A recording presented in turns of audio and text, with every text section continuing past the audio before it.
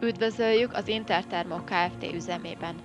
Rövid videóban a cég által gyártott egyedi hőcserélők gyártási folyamatát szeretnénk bemutatni önöknek.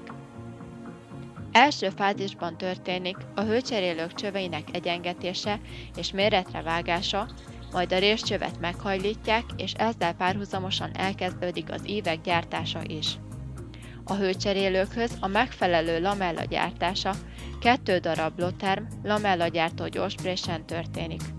Az alumínium szalagot a gépkezelő befűzi a gép betáplálási oldalán, ellenőrzi a megadott értékeket, darabszámot, és elindítja a 40 tonnás gépet, amely speciális profilú lamellákat készít.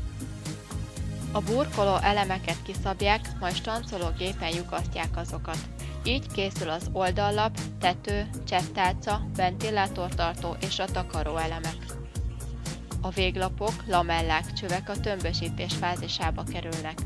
Duzzasztás Blotherm expanderrel történik. A lamellák és a részcső együttese a hűtőtömb, melyeket részcső ívekkel kötnek össze, és kemény forrasztással rögzítenek 680-700 Celsius fok hőmérsékleten. A készüléket elektromosan átvizsgálják és nyomáspróbát végeznek rajta. A hőcserélők végső formájukat a karosszéria burkolat szerelése után kapják, a komplett beüzemelés a ventilátor beszerelését és a fűtés próbát foglalja magába.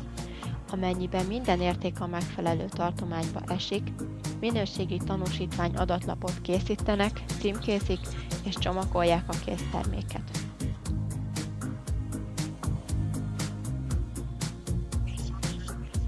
Az általunk gyártott termékek, valamint hűtéstechnikai alkatrészek kereskedelmét jól képzett szakemberek biztosítják.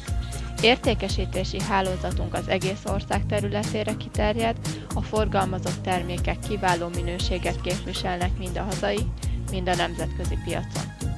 Szervizünk a saját termékeinket beszereli, szükség esetén garanciában javítja és karbantartja.